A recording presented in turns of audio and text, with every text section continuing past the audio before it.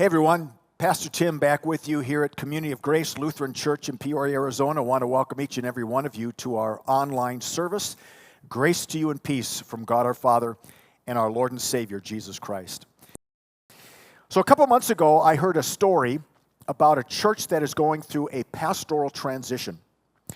Their senior pastor of 10 years has retired, and the church is now in an interim period where they've got a pastor who is filling in while a consultant works with them to help the congregation sort of figure out what their vision is, what their mission is, where they want to go, and then what kind of pastor they want to hire. The associate pastor is still there. And she was giving a report on the transition, and she said one of the things that she's noticed is that there's usually really nice, compassionate congregations become crabby. And she gave us an example. She said that a year ago, a committee had been put together to help them reconfigure their fellowship hall. Now, this is an older congregation, and currently they have these great big round tables. And because the tables are so big, they can't hear each other across the tables, and they take up so much room that the people can't navigate in between the tables and chairs with their walkers and their wheelchairs. So the committee came up with a plan. They're going to replace the round tables with rectangle tables, and the whole congregation thought that was great. Until now. And now suddenly people are threatening to leave the church if the church replaces those round tables with rectangle tables. Now it seems ludicrous that someone would leave a church over tables. But the tables aren't the issue. It's the change. It's the transition. Right now they sort of feel as if the foundation has been knocked away from them. They're just hanging out there. They're feeling a bit discombobulated, a bit lost because they don't know who their pastor is. They don't know what the next pastor is going to look like. And when we go through that kind of change, we get agitated. We even can get angry. And because they can't quite hang on to this pastoral position because there isn't one, they look for something that they can control, in this case, tables.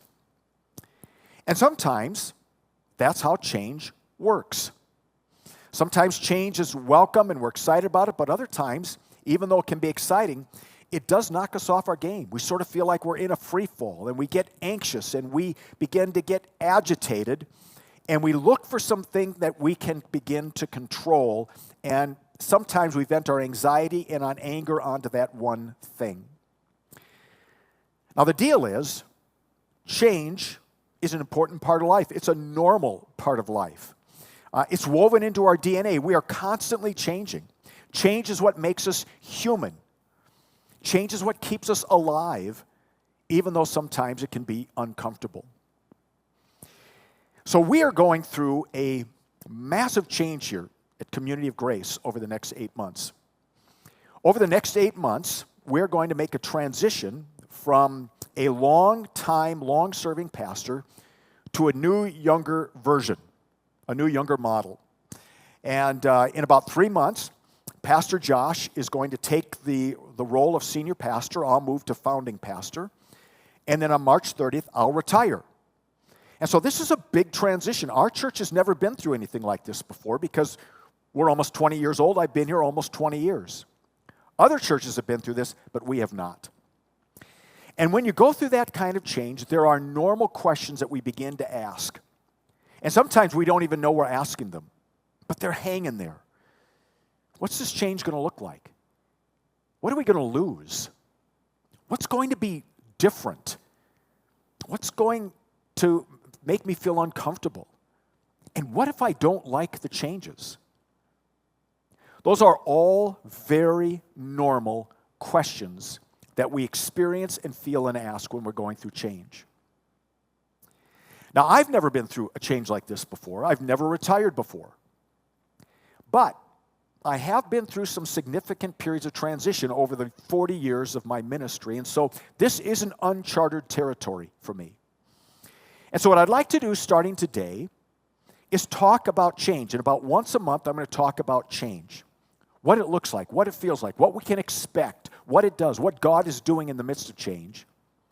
And today we're going to start by having a little fun together and asking the question, how do we build a pastor for the long haul In other words, how do we help build Josh into a pastor who is with us for a long, long time, and we have a successful ministry together? Now, when I first became a pastor over 40 years ago, one of the things that we learned as pastors is that it takes about 5 to 7 years before a pastor and a congregation hit their groove together. Now, that doesn't mean that good things don't happen in the first 5 years. It doesn't mean that the pastor and the congregation don't get along. It just means it takes that long for the relationship to work, for some of the changes to take place before the congregation really feels like they're off and running.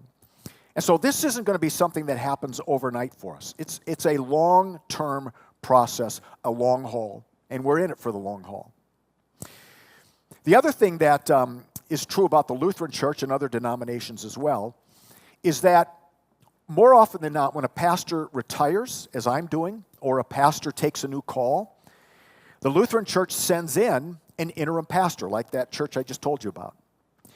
And then they go through a process of rediscovering who they are, what their values are, what kind of pastor they want to hire. And it takes 2 to 5 years for that process. And you normally lose a lot of momentum in those 2 to 5 years. Well, we don't need to go through that process because we know who we are. Our DNA is set. We're clear on our DNA, which we'll talk about here in a couple minutes. So what we decided to do was to find someone who fits the DNA, i.e. Pastor Josh, and to bring him in to work with me, to work with the staff, to work with you, so that he can get a year and a half under his belt before he takes over the mission and ministry, so we get to know each other. You get to know him, he gets to know you. And that will make the process go much more smoothly. So, as we talk for the next few moments about how to build a pastor for the long haul, the good news is that the internet, which is a wealth of wisdom on any topic you can imagine, and it's always true, has a portfolio of what a pastor built for the long haul looks like. And thankfully, I'm here to share that with you. Now, by the way, I love this meme here. We told the incoming pastor that we're a church with a desire to grow, as long as it doesn't mean change or new people or someone sitting in my pew or different music or in worship or ... which is hilarious because it's true in most churches, not ours. So here's a portfolio. Here's what a pastor looks like who's built for the long haul. He preaches the whole, we're going to use the word, the name he, or the pronoun he, because we're referring to Josh. He preaches the whole counsel of God each week in 12 minutes.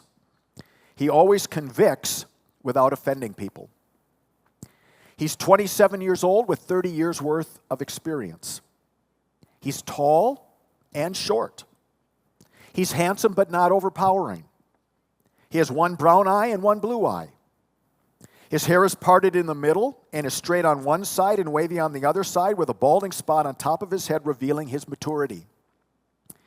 He has a burning desire to work with teenagers and spends all of his time with older folks.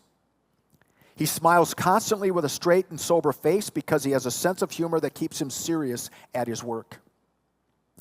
He invests 25 hours in sermon preparation, 20 hours in counseling, 10 hours in meetings, 5 hours in emergencies, 20 hours in visitation and evangelism, 6 hours in weddings and funerals, 30 hours in prayer and meditation, 12 hours in letter writing and administration, and 10 hours in creative thinking. He's a seminary graduate but only uses 1- and 2-syllable words. I personally kind of like that one. His kids are perfect. His wife is rich, or his mother is rich. His wife plays the piano. He makes $50,000 a year and gives about $55,000 a year away to missions around the world. He is talented, gifted, scholarly, practical, popular, compassionate, understanding, patient, level-headed, dependable, loving, caring, neat, organized, cheerful, and above all, humble. So we're well on our way. We've got the perfect picture. So here's what I want to do. I want to set the table a little bit today, and again, we're going to come back to this topic of change over the course of a few months. I want to set the table today by saying a few things publicly about Josh that I have said to Josh privately, so I'm not saying anything out loud that I haven't said privately. I want to say a few things about you, and I want to say a few things about our mission and ministry together. First of all, it's important to remember that Josh has been a pastor for less than 3 years. Now think about that in context. If it takes a pastor 5 to 7 years working with a congregation to sort of catch their groove, he hasn't even been a pastor for 5 years yet. And he's sort of at a point where he doesn't know what he doesn't know. Now, that doesn't mean he doesn't come with skills. It doesn't mean that he's not seminary trained. He's a brilliant thinker. He's a great theological thinker. He's very articulate. He's got a lot of skills, but he has the opportunity to discover the kind of pastor he's going to be by being here. He's been in 2 churches so far. And so this is the church where he's really going to begin to hone his identity. And I can't think of a better place for a young pastor to come and figure out who God is calling him to be in terms of who you are in our mission together than this place. And I fully anticipate that the same love and compassion I experienced as a new pastor when I was at Community Church of Joy 40 years ago is the kind of love and compassion that Josh is going to experience here as he grows with you in the mission and ministry. It's also important to keep in mind that Josh is 30 years younger than I am. I've been a pastor almost 10 years longer than Josh has been alive. No, I think it's 3. 3 years longer than Josh has been alive. And so what that means in part is that I had 20 years of training and experience before I became a senior pastor. Josh has got to learn all this in 18 months. And it's a good thing he's got the capacity for it. So he's going to be learning on the go, which means he's going to do some things really well. There are going to be some times when he makes mistakes. And I can tell you, even after 40 years, that still happens. We do some things well, and we still make mistakes. But what it also means is that Josh comes from a very different generation than do I. And then do really many of us in this congregation. He speaks a different language. He listens to a different kind of music. He was raised on social media. I hardly even know what that is. And so he's going to do a much better job of reaching the people that us older folks really care about. And that's our children and our grandchildren, many of whom have bolted from the church. Those are Josh's people. He gets them. He understands them. And he's going to be able to help us as we continue our mission and ministry to figure out ways to take this rich ministry that we have, this mission we have, and begin to tweak it so that we do a better job of speaking to that younger generation of people. So he brings some, even though he's young, he brings some real assets to this congregation that we need right now. Now let me say a couple things about you. The overwhelming majority of you have been here a whole lot longer than Josh has been here. You know this mission and ministry inside out. And I know you're passionately committed to it. And you have a lot of wisdom. You have a lot of insight into why we do what we do, what's important to us. And I hope that as time moves along and you get to know Josh better, that when you see him here in church, you'll give him a pat on the back and maybe invite him out for coffee and let him hear your heart.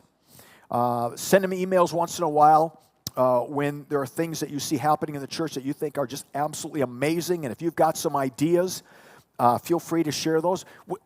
I get a lot of ideas from people. We can't do all of them, but I listen to all of them. And a lot of times we'll use little bits and pieces of it. And it's a way for us to get to know who you are and what's important to you when it comes to our mission and ministry. You know your friends better than we do. You know what will reach your friends better than we do. And so I hope that all of this love and grace that you've shown me, you will show Josh as he gets more and more immersed in our mission and ministry. And he gets it, and now it's a matter of for him to live it and to breathe it the way that we do. And you have all kinds of wisdom and insight into that. I also want to encourage you to continue to support Community of Grace as we go through this time of transition. We're going to make this transition as comfortable as possible, but it's still going to have some turbulence. There's no way not to.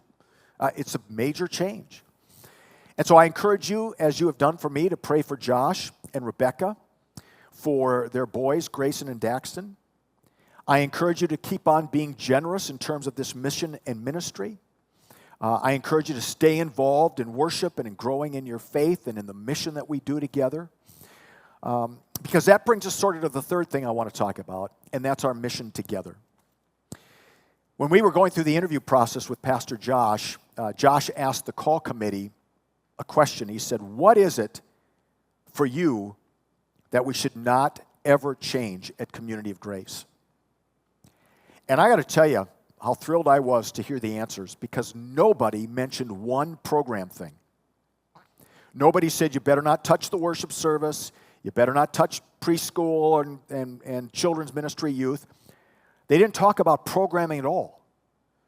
They said what should never be changed is the DNA and heart of this mission and ministry. And the DNA and heart of this mission and ministry is to build a mission center where the radical gospel of Jesus Christ, the good news of Jesus for all people, is shared here in such a way that anyone and everyone knows that no matter who they are, no matter what their background, no matter what they believe, Jesus welcomes them here. And we're doing something really pretty radical, because we're taking this radical grace of Jesus and we're using more contemporary forms of worship, which doesn't always happen. Usually the contemporary forms of worship are used by more conservative theologies, and usually more radical grace theologies are done in more liturgical churches. We're doing something different. And that's why it took us so long to find Pastor Josh. Lutherans aren't training pastors to do what we're doing. And so he's very unique. He's a unicorn, whatever that means.